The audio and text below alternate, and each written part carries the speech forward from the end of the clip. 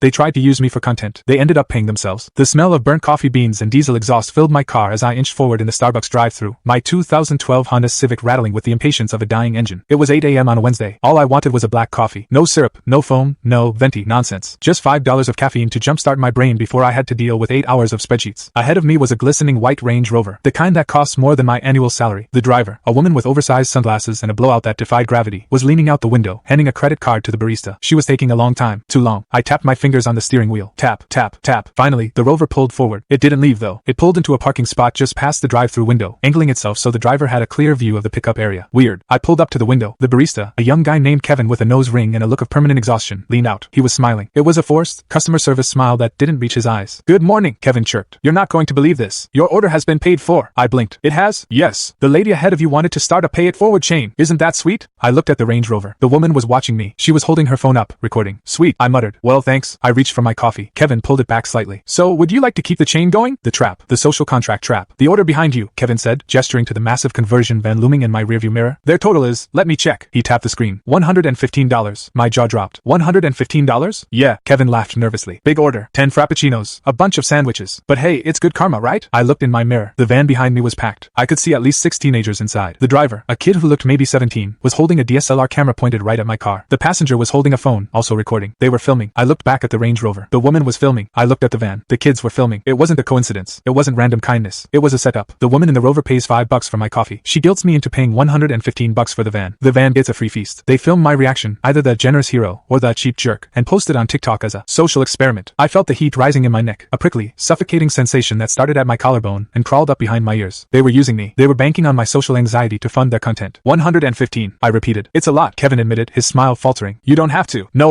I said, a slow, cold smile spreading across my face. "I want to. It's a beautiful thing, paying it forward." Kevin brightened. "Really? That's amazing. You're awesome, man. Put it on this," I said. I reached into my wallet. I pulled out a Starbucks gift card. It was an old one. I knew exactly how much was on it because I had checked the balance yesterday before deciding to pay cash instead. 75 cents. "Here." I handed it to him. "But listen, Kevin, I need a favor." "Anything." Kevin beamed, taking the card. "I need a receipt," I said, leaning out the window. "For the donation. For tax purposes. Can you print me a receipt showing I paid the full $115? Just so I can file it?"